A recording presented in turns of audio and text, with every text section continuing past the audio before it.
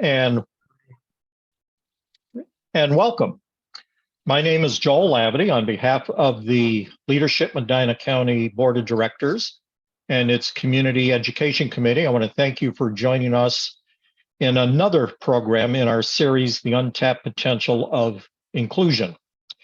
Today's program is made possible by the following sponsors and civic-minded organizations: Westfield, Medina County Community Fund, Automation Tool and Die, Westfield Bank, RPM International, Cleveland Clinic Medina Hospital, Sandridge Food Corp, University of Akron Medina, and Huntington National Bank.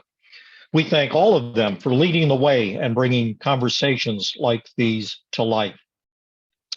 We do suggest before we go forward that you turn off your video today, because apparently that reduces bandwidth and it makes for clearer audio during our presentation. Today's program is titled Commitment to Inclusion: How to Include People with Disabilities. And it's our pleasure to have several presenters today from the Medina County Board of Developmental Disabilities. We have Pam Hunt, the Director of Community Development, Michelle Fortney, a Community Resource Coordinator, and Courtney Jordan, a Provider Relations and Family Support Services Specialist. You can review their bios that were provided to you if you would like to obtain more information about them. You're also going to be hearing from an advocate for the Board of Developmental Disabilities, Logan Detweiler, who will be introduced to you later on. Before I turn things over to Pam, I just want to let you know that during the presentation, you can send any questions you may have to me in the chat room. Just post them in the chat room and I'll share them with the panel, and the panel will address them throughout the presentation. So without further ado, let me turn it over to Pam. Thank you so much, Joel, and thank you to Leadership Medina County and for everyone that has chosen to join us today. We appreciate your time, and we hope that you can walk away from this presentation with a few ideas on how you can look at your organization in your community and your neighborhood, how you can assist those areas in being more inclusive. So let me tell you a little bit about the Medina County Board of Developmental Disabilities. We are a community resource that is actually responsible for connecting, coordinating, and funding a lot of services for individuals with developmental disabilities. We are very fortunate in that we are a lifelong service from birth to passing and everything in between. So I'm just going to move us on to our next slide, which tells us a little bit about some of the specific things we do here at Medina County Board of Developmental Disabilities. We work with early intervention, infants ages 0 to 3. We assist families, young families, in getting diagnoses, physical therapy, speech therapy, some in-home supports on a regular basis. We work with children all the way through school age up into those teen years in looking at IEP development, working with our local school systems, families when they need some additional support, how we can coordinate and connect them with the appropriate resources as they go through their childhood years.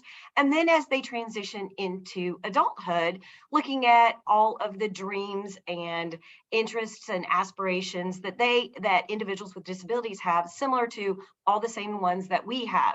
Things like employment, what we're going to do after we graduate high school, what kind of education do we need after that time, employment planning, family support, as we transition into that adulthood, housing, transportation, being involved in their community, recreational and social opportunities, and then in the aging process. As we all think about how we want to age, individuals with disabilities are no different, and they think of those things too. And so we want to walk alongside them in that path as they move towards the aging experience and getting older and needing additional supports. So that's in a nutshell what we do here at the Medina County Board of DD. You can check out our website at www.mcbdd.org. We have a QR code that I'm really excited about. We just got that, but you can scan that and you can get some more information on our services, our funding, resources that are available. Some of the resources we'll talk about today, different programs, events that are occurring. And if you would like to get in touch with any of us, you can connect with us through this website that way as well. So again, just quickly, our presenters for today are Logan Detweiler. He is an advocate and a leader in the community. Courtney Jordan, who is a professional and also an advocate, works here at the county board. She is our provider relations specialist. Michelle Fortney, a community resource coordinator, and myself. I am the director of community development. And this leads us into our first poll question. We'll get started. And then if you can just put your answers in the chat, that would be great. Our first poll question today is, give one example of inclusion within our community. So if you just want to add those answers into the chat, and then Joel's going to read off a few of those.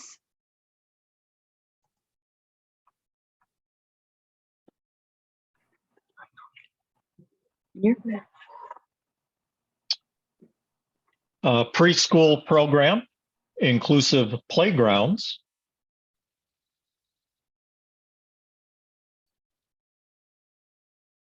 another playgrounds, kidder preschool. Several more are saying inclusive playgrounds.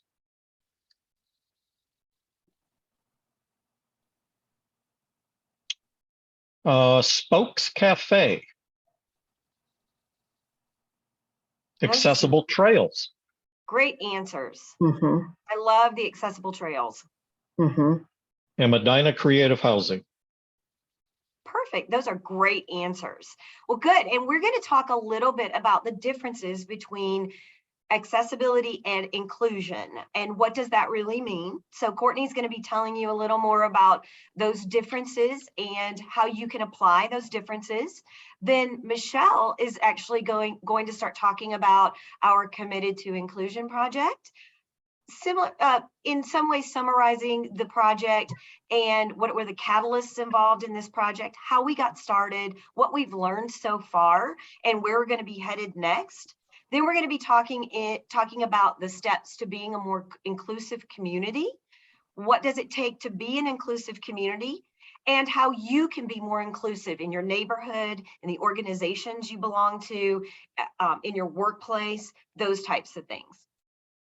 So I will get us started. Courtney is going to start talking about accessibility. So Courtney. Afternoon, everybody. I think most often when people think of others with disabilities, most often people think of physical accessibility. And what it is removing barriers that prevent people with disabilities from taking part in services and activities. We want things that can be easily reached, easily entered, or easily used. And examples of things that make life accessible are ramps, automatic doors, large text for individuals who have trouble seeing, website functions that make websites more accessible, lower counters, lower tables, or different handles on doors. I have a disability myself, and I use many of those things. But what we really want is not just to focus on physical accessibility, but true inclusion.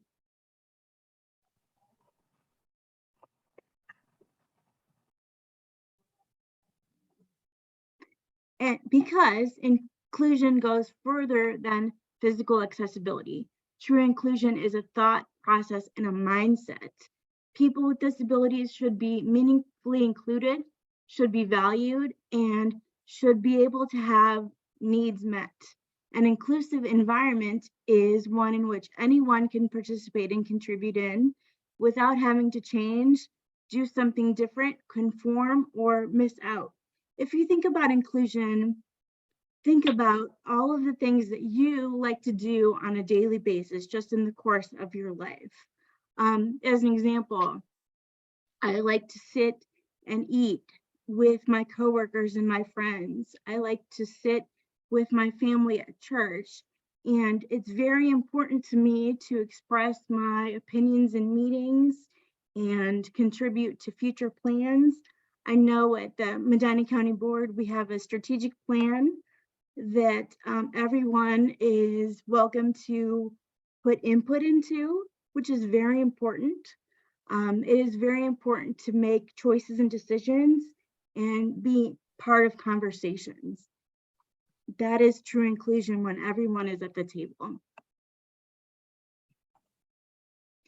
The technical definition of inclusion is the practice or policy of providing equal access to opportunities or resources for people who might otherwise be excluded or marginalized, such as those who have physical or mental disabilities and members of other minority groups.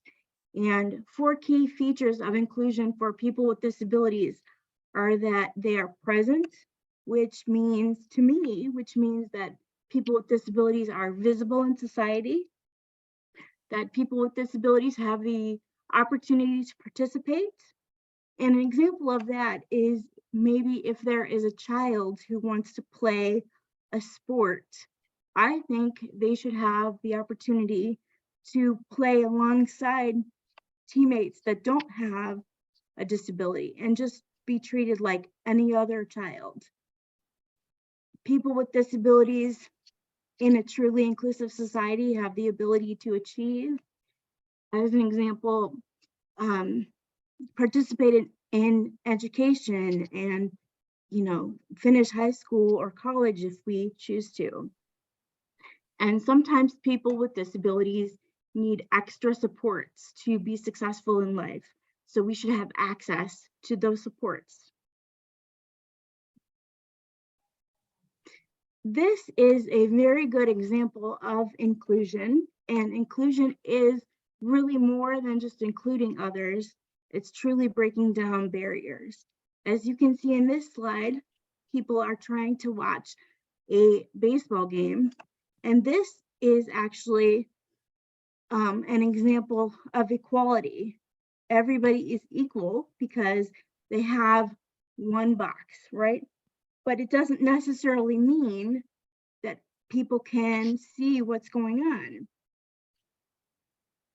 But if we advance the slides, we can see now everybody has a chance to maybe take a look at what's going on because people can see over the fence, but it would be better to go a step further than that and have a different kind of fence, because if we make a small change in changing the fence, we're taking away that barrier, which is what an inclusive society really should focus on, breaking down all the barriers that exist. Thank you, Courtney. And I think you guys gave some really good examples in the chat box about opportunities for inclusion with some accessible playgrounds, some inclusive playground opportunities so kids can play with their friends on all the different equipment in a manner that works for them. I love this particular slide because I think the boy who is a little smaller, if that's his dad to the left, he can stand by his dad, as opposed to being, a few people over and not being able to sit with his family because of the accommodation that was made for him. So inclusion really does just allow everybody to have that same experience. So I think that is great. This actually leads us to our next poll question, which is, what would prevent your organization from being more inclusive? So if you want to put your answers in the chat, that would be great.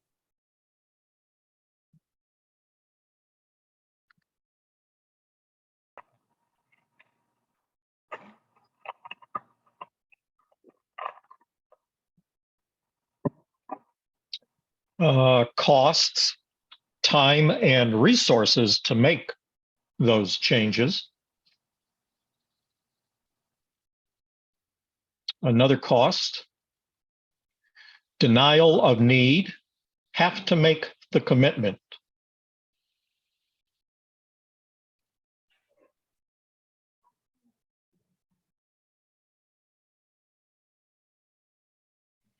Information, knowing what inclusivity looks like, awareness of the need. Somebody wrote elevators. Lack of awareness.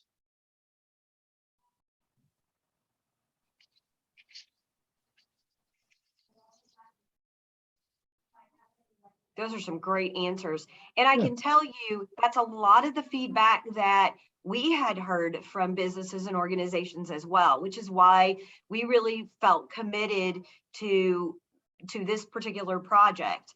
And I'm going to transition that to Michelle, who's going to tell you a little bit about our Committed to Inclusion project, kind of summarizing why we're doing what we're doing, the goal of it, and how we got started. So Michelle. And I'm sorry, Pam, before we transition to Michelle, we have a question for Courtney. Okay. Courtney, you talk about inclusion, integrating people with disabilities into society. What is the proper etiquette when interacting with someone with a disability? For example, if there's someone in a supermarket who sees you and they're curious, Right.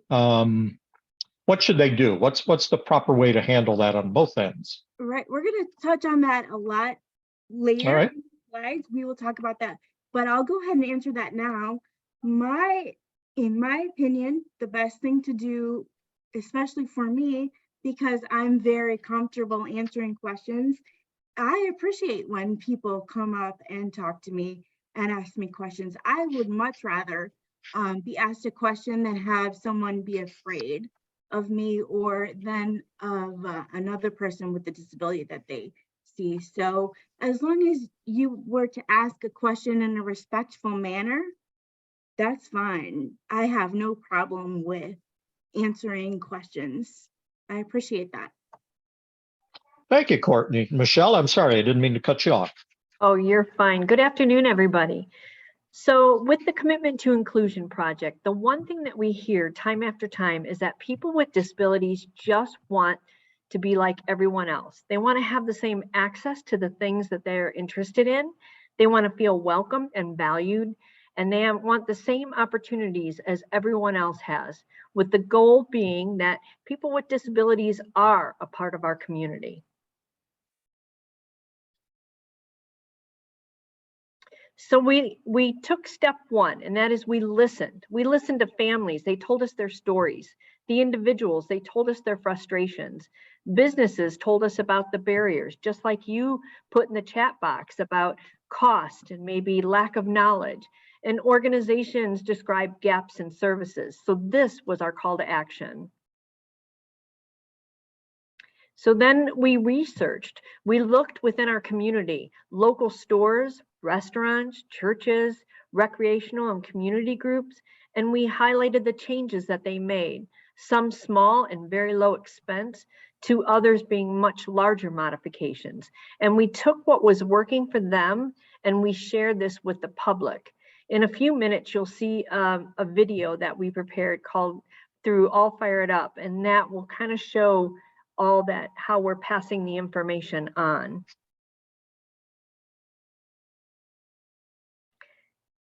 And then we discovered that businesses and organizations want to promote inclusion. They know that it's just better business to promote inclusion, but maybe they don't know how to get started, or they think it's going to be too much of a cost. This project will support the community by providing resources, tools, and education. And here we also have the Speakers Bureau through the Medina County Board of Developmental Disabilities. And they are advocates, just like my friend Logan, who will come to your place of business. They'll walk around, they'll give suggestions. Maybe they'll come to your, if you want them to come to your meetings, your staff meetings, they could tell, just like what was asked to Courtney, how to talk to people with disabilities, how to interact and how to include. So if anybody's ever interested in that, you can reach out to the Medina County Board and ask for the Speakers Bureau, and we can set something up. So in taking all these resources and things that we learned, I just want to show you these two documents here on the screen. They're both part of our Commitment to Inclusion project, and both these documents can be found on our website that Pam gave earlier. and they're under the resource tab in the Committed to Inclusion folder. And the first thing I wanted to share were some facts. So here are some important facts. Did you know that 1 in 5 people in the United States has some form of disability? 1 in 5. And there is $175 billion in annual spending power for people with developmental or disabilities. And lastly, 75% of people with disabilities walk away from making a purchase because an environment makes it physically unable for them to do so. Courtney, is there anything you'd like to add? Yes, especially when it comes to that last point and spending power. You know, I work full time for Medina County Board and I make a pretty good living. So I have lived in Medina my whole life, and it's very important to me when I shop that I need to be able to get into shops and stores. And if I think that there's a place that I'm not going to be able to get into, I will just take my money and spend it elsewhere. For a long time, I would actually say decades, I pretty much avoided Medina Square because I knew that those buildings did not have to be made accessible. And when I was younger, my parents would take me in to there, and pretty much I was only able to get in literally the front door. And what good is that if you can't browse around a store, you know, and truly look? So for a long time, we just avoided the square, and that's not, as a person who lives in Medina, that's not what I would like to do. I like to shop locally and support small businesses. So I'm just really pleased that it is in the last little while that it seems like there is more of a focus of some of the business on the squares making changes that are better for people with disabilities, and not just people with disabilities, but all people that might want to come and browse around the store. And I think you make a really good point there, Courtney. Oftentimes we can recognize individuals with disabilities, but there are plenty of people that don't necessarily consider themselves a person with a disability, someone who might be recovering from a surgery or temporarily ill and may need to use a walker or a wheelchair or may need some sort of assistance. We also have young mothers that are in the community with strollers.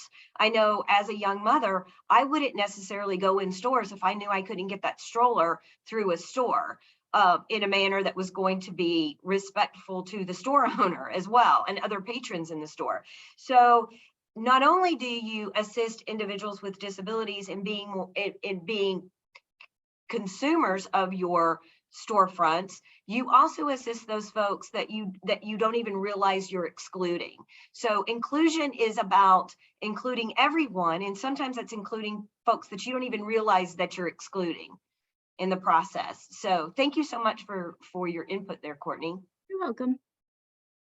And then Michelle, did you want to talk a little bit about the other page of ways to be more inclusive? Absolutely. So the other page is when looking at these places of business and what we found, we made a very easy to read resource. So these are simple things that you can do today. You can start these today in your organization or your business. So we're providing you with tips for the outside of your building, tips for inside your building, and then other considerations like welcoming service animals or always ask first. If for a person that has a disability, ask before you just assume they need help, because it's very important for people with disabilities to be independent and do as much as they can on their own. So they will try first, and then if they do need your help, they will ask for it. And lastly, provide staff training within your business or organization. Like I said, bring in the Speakers Bureau. The more that they know how to interact, the better your business will be in the long run. Perfect. So our next slide is a video that highlights some of this work that Michelle and Courtney and the advocates have done with our community partner, All Fired Up. So let's take a listen.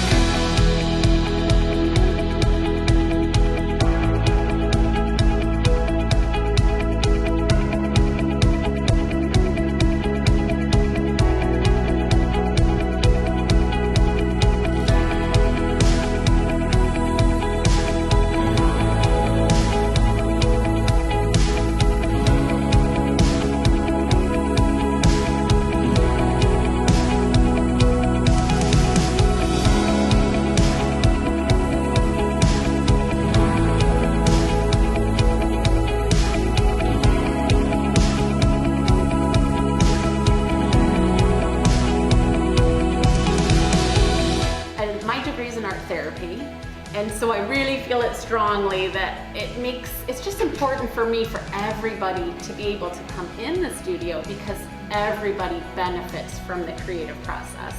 And I want to make sure I can provide that for everybody. We have the ramp as you've used to come in, and that is mobile, so we can bring that out as clients need it. There's different sizes and lengths that you can purchase. So I just purchased what I thought worked so that there was still ability to maneuver. We have a doorbell on the exterior as well. So if someone doesn't call and let me know that they need that ramp, they can just ring that doorbell. We know to come outside and see how someone might need assistance coming in. The ramp and the doorbell, those are more recent improvements just in the last few years that we've made, just to make sure that we're accessible for anybody, whether it be in a wheelchair, whether it be you have a stroller, crutches, walker. Some people just have a hard time lifting a leg up to make a step, or down, whichever. So it just helps to make my business more accessible for everybody. None of those improvements took long at all. If I can just make an observation, this might be because of the pandemic, but I think it's really great that you have space between your tables. That makes it so much easier to get around, that everything's not all crowded. Crammed up, right? Yeah.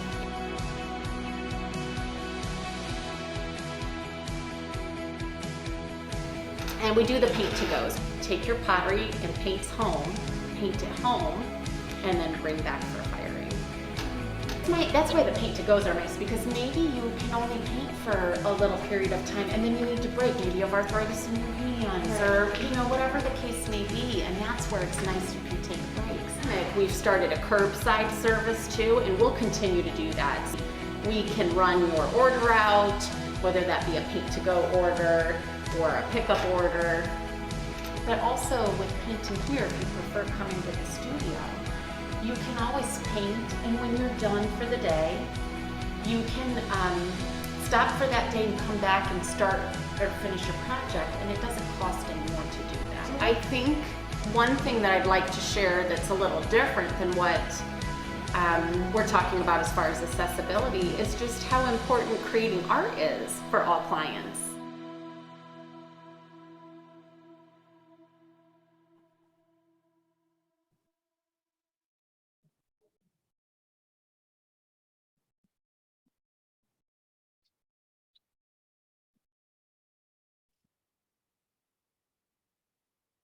So that just gives you a little bit of what we have already done in the community and with our community partners.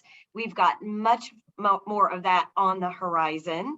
So as we move forward into our presentation, Courtney is going to tell you a little bit about some of her experiences, and including in some of just those tips and tricks on ways to interact with folks with disabilities in a way that is meaningful and really is inclusive in nature. So, Courtney?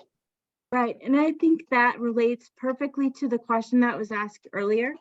So the first thing that I'm going to go over is the concept of people first language. And it really is the concept of when you're speaking about a person with a disability or to a person with a disability, you focus on putting the person first, literally, in your sentences and your thoughts. Using myself as an example, maybe Michelle, if she was referring to me, she would say, Courtney has a disability or Courtney has a wheelchair, rather than, you know, the girl in the wheelchair or the wheelchair girl. I hear a lot, you know, sometimes people lead with my wheelchair, and that is not the most important thing about me. I'm a person first. So always use their identity before the disability adjective. And when necessary, better words to use would definitely be disability or different ability. Words that have really kind of fallen out of fashion and that you should be mindful to try not to use are the word handicap. That's kind of an antiquated term, a term that unfortunately we still hear quite a little bit, as well as wheelchair bound. That's not very person first at all. Something to also try to avoid when you're referring to or about a person with a disability is just try to avoid overly sensational descriptions of a person. Like I know I'm definitely not an angel or especially brave or special or superhuman. I'm a regular person, and that's how I want to be thought of. And it just is awkward as a person with a disability if someone refers to you maybe in like a childlike manner or a way that is overly descriptive, because language really is important. It helps shape attitudes, shows your values, and also shows respect. So another thing that I would like to go over is just some meaningful actions with when you're interacting with people with disabilities. Like Michelle said earlier, you can be sure to ask if someone needs assistance and not just assume. Asking is always a great thing. Treat adults like adults, and also you can place yourself at eye level when speaking to people with a disability. Some folks really don't like it if a person who is not disabled is talking to them and is so much taller than they are. So it can be good to maybe pull up a chair and sit beside them when you're speaking, or maybe kneel down. And again, it's best to ask, because not everybody feels the same way, but you can feel free to start conversations and basically treat everyone like the same part of the community. And I just want to assure everybody that if you make a mistake when referring to someone with a disability or in your interactions with them, don't feel bad. Just relax. Everybody makes mistakes. It's okay if you don't refer to someone in the right way. It's kind of a learning curve. I'm a professional with a disability and I make mistakes all the time. So no one can be 100% perfect all the time. And I think that Michelle has some stories as well that she would like to share, because Michelle is also a service provider. So you have lots of experience of assisting people with disabilities. Yes, thank you, Courtney. So like Courtney said, I am out in the community quite a bit with adults with disabilities. And I'm so glad that Courtney really talked about it's okay to make a mistake. We don't need to be so fearful of what we're going to say that we don't engage, because the most important thing is that we do engage.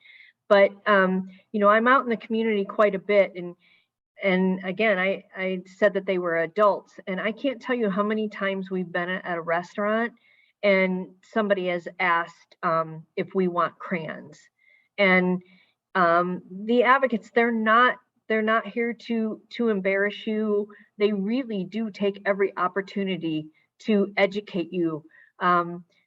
It just happened to me recently, and the young lady who's probably in her upper 20s, who happens to have Down syndrome, and was asked if she wanted crayons, she just politely said, I'm an adult, so the crayons will not be necessary. So that kind of just gives a mental note that maybe the next time, don't ask, maybe wait and see if they're asked for.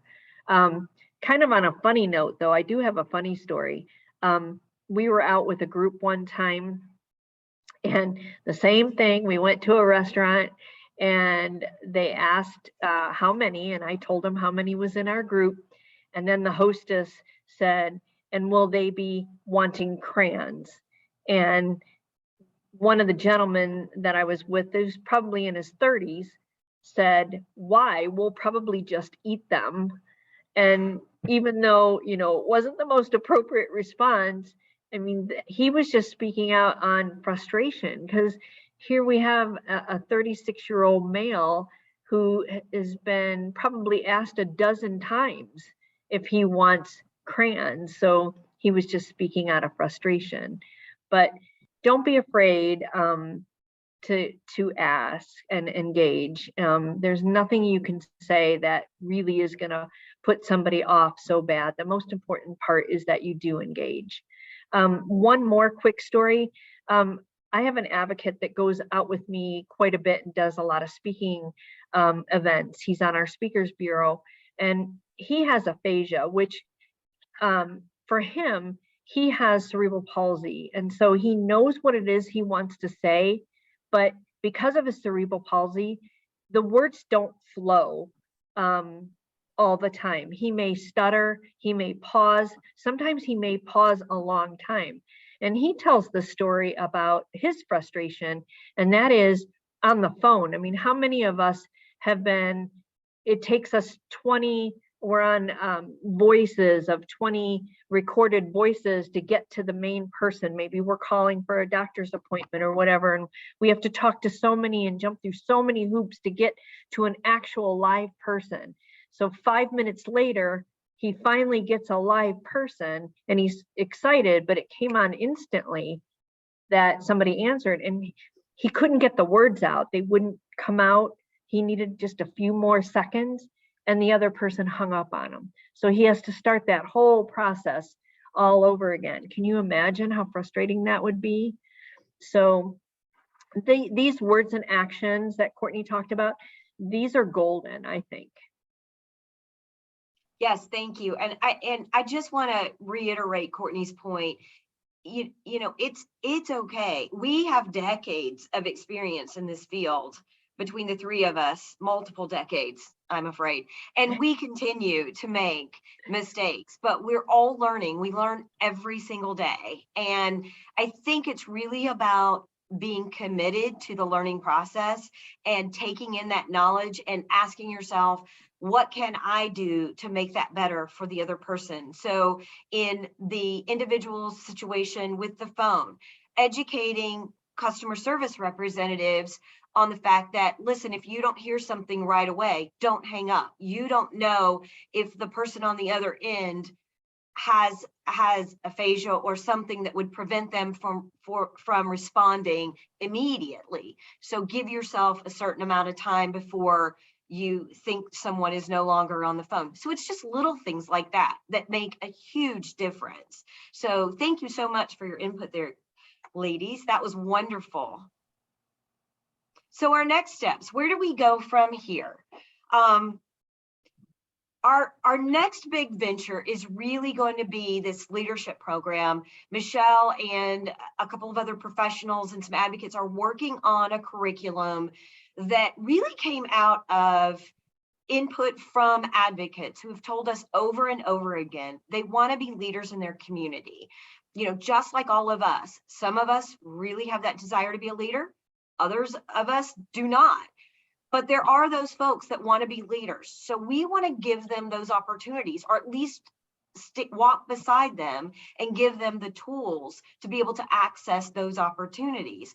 So this leadership program is something that we're going to be launching in the next couple of months. It's going to be for advocates that maybe have had already had some advocacy training and have voiced this desire to be part of a leadership group, whether it's on a board somewhere or an advisory council, leading up a specific project in the community. There are all different types of leadership opportunities. So we're going to be talking about that, matching up their interests, because those interests are going to be very important to how successful they are being a part of those different places and those different groups, and showing them and working alongside those advocates in how they can get their voice at the table to shine and pass along their knowledge and expertise, because many of our advocates have a lot of knowledge, a lot of experience and expertise that lends itself to the value of our community and as a whole. Our next particular step is our advocacy training and education that we will continue to do. We help individuals speak up and speak out for inclusion. So we have an advocacy curriculum that we utilize with provider agencies, with our local school districts, at advocacy meetings that Michelle holds on a monthly basis. We utilize newsletters and social media. So we're going to continue along that line and hopefully getting in front of more and more young adults who are really going to become adults, and we want them to be ready and prepared to speak their voice in our community. And then also we have our business and community partnerships. As Michelle mentioned, we have a resource group where we can go out and speak to different businesses and organizations. We can assist in strategic planning. We want to work with maybe some new community partners. So we're going to be looking for some new businesses and organizations that are interested in finding out how they can take some new steps towards becoming a more inclusive environment. So those are some of the things that we're looking forward to in 2023 and in the next couple of years to really grow this project. So as you can tell, our work has only begun. So this leads us to our last poll question, which is going to be identify one small action you can take today to promote inclusion. So if you could put your answers in the chat box, that would be great. And Joel will be reading those off as they come up.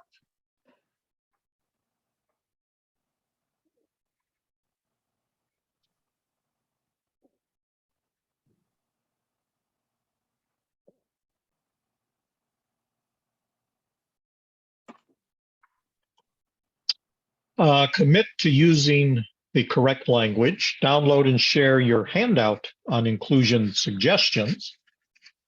Invite someone into your social group. Install a collapsible ramp. Speak with people at eye level. Advocate for inclusion within the organizations I work with. Share your handout. I like the people first language. I think that's something I want to promote with my peers and friends and family.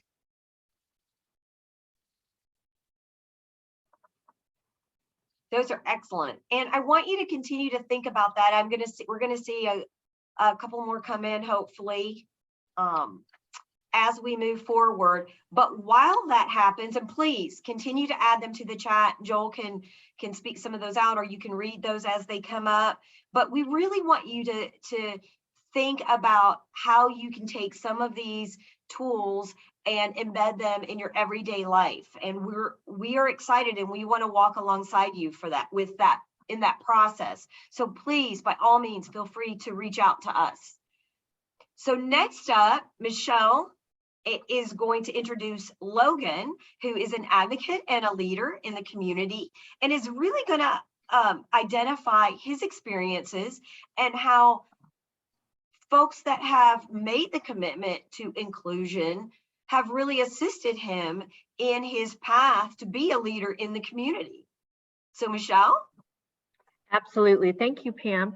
So I would like you to meet my friend Logan, and Hi. I'm going to put the camera so he is center stage. And he has a lot to tell you about how he's a leader right here in Medina. And so what I'm going to do is I'm just going to ask some questions to Logan, and he's just going to answer. So we'll have a little conversation together. So Logan, why is inclusion important to you? I feel that everyone should be treated the right way, and so that they can be involved in groups and activities that they want to belong to. Great. Do you have a job? Yes, Where do you work? I work at the Walmart in Wadsworth. How long have you been there? Almost 5 years this coming June. 5 years. That's really awesome, Logan, to be committed to an employer for 5 years. Do you feel that your boss and your coworkers include you? Yes, they include me because I feel very loved by my Walmart family. Great. Do they value you? They really value me. Yes. Great. So in this course of 5 years that you've worked at Walmart, how many times have you called off? 0. 0. How many times have you come into work late? 0 times. 0 times. And how many times have you had to leave early? None. None. I don't think there's anybody that can say that in 5 years that they've never called off, they've never come in late, and they never leave early. That just shows what type of employee you are. Do you ever pick up extra shifts? Yes. How come you pick up extra shifts? If that coworker is on vacation or called off for some odd reason, I picked up their extra shifts. Wow, that's amazing. Do you ever, how does it make you feel when you earn a paycheck? It makes me feel proud and excited and very pleased. Very good. So when you get that paycheck, which you told me this morning, you just got paid today, right? Yes. That's awesome. So what do you do with that paycheck when you get it? I stuff the check in the bank, and I take some money out to pay my taxes and bills monthly. Okay. Yeah, we all have to pay those monthly bills. And then do you have fun money that you like to spend? Yes, I do. So what are some of the things you do in your community that you spend your money? Like going out to eat, going shopping, going places that I've never been to before. You told me you specifically like to clothes shop, right? Yeah, because I like to wear nice clothes like this shirt I have on today. It is. You look very handsome. Thanks.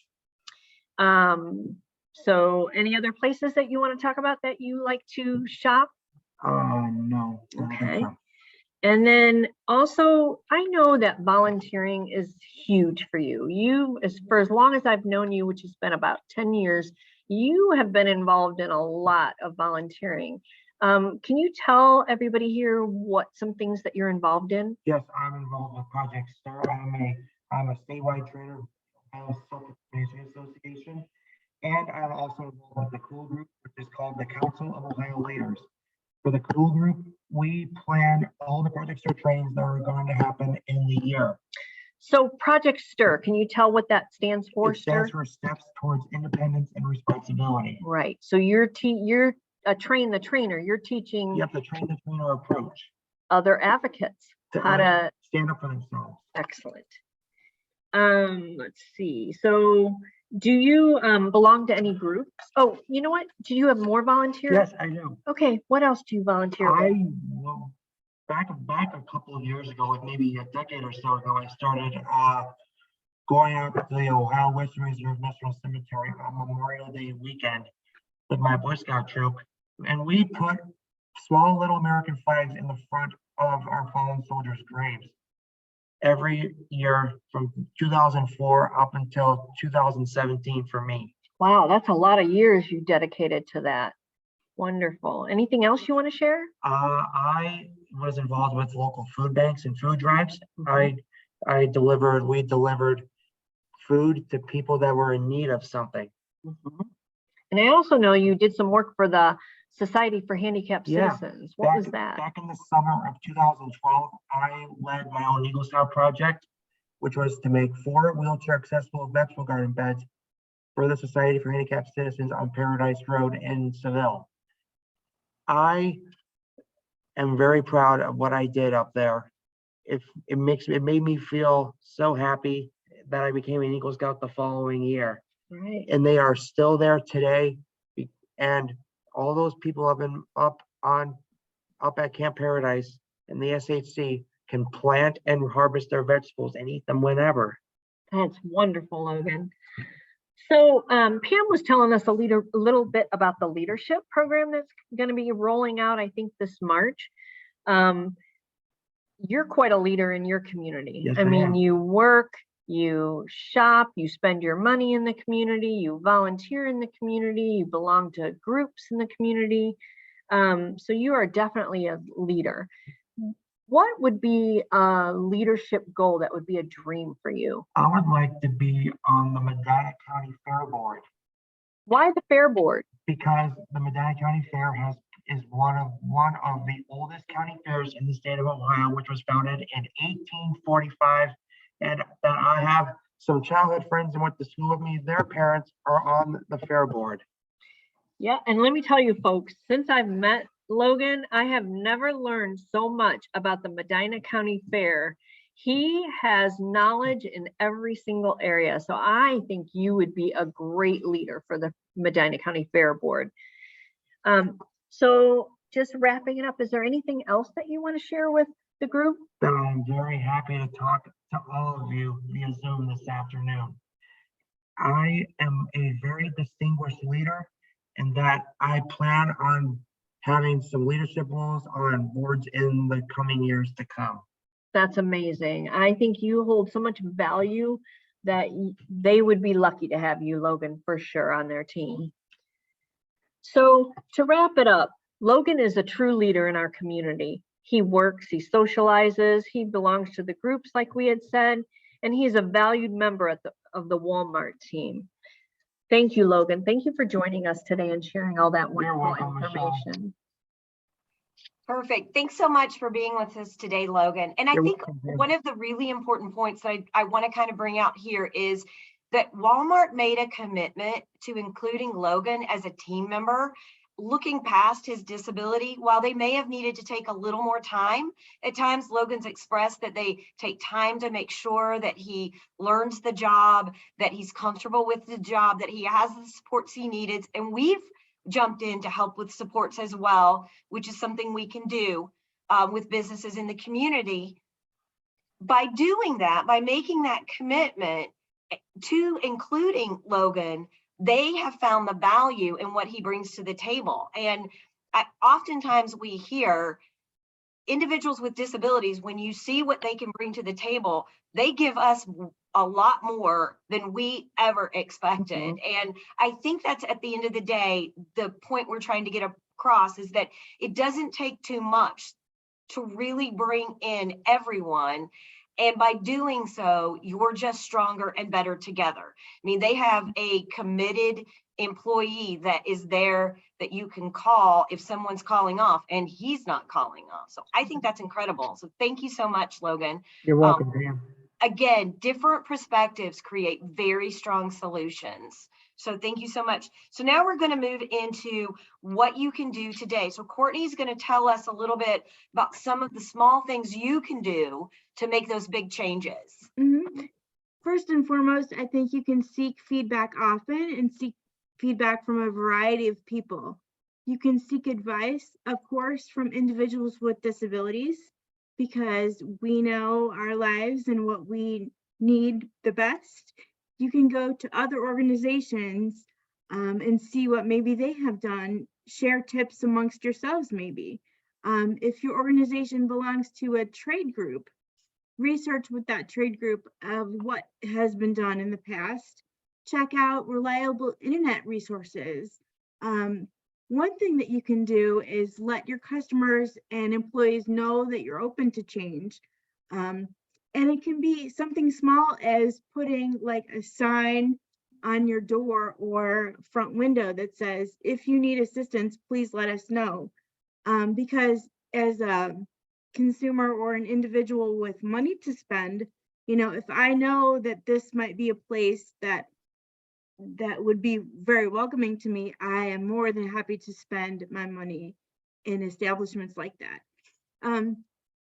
Changes that you can make, you can start by making small changes first. The little changes can make big impacts. As you saw in the video, what All Fired Up did was simple things like just having a threshold ramp or even a doorbell. So those are small changes. It doesn't have to be huge ones right off the bat. Perfect. So, And Pam, we have a question. What would you say the top reliable internet resources would be? Michelle, did you work on do you have the resource page? Yes. So, so all of this is on our website. So that resource, those 2 resources that can show you how you can get started today, those are on our website. So the Medina County Board of DD website. And there's other resources as well that you can, the website has a load of information that if you just navigate, you'll be able to find, but under the resource tab is where you're going to find most of the information. Yes, and we've vetted those to some extent. So Joel, as folks go and look at our website with those resources, those are accurate pieces of information.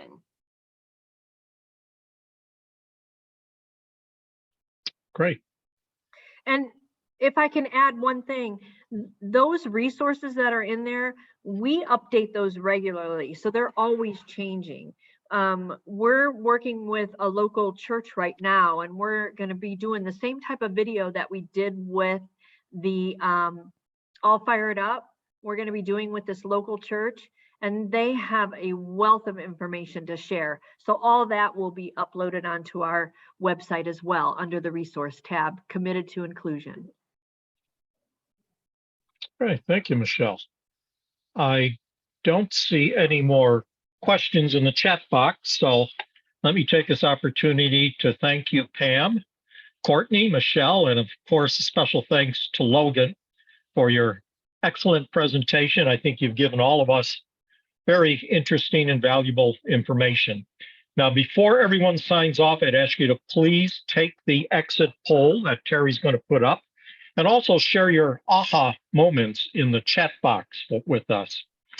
Finally, please mark your calendars for the next in our series of the Untapped Potential of Inclusion on February 24th at noon. We're going to have another Zoom presentation titled Beyond the Headlines, What Does Juneteenth Really Mean?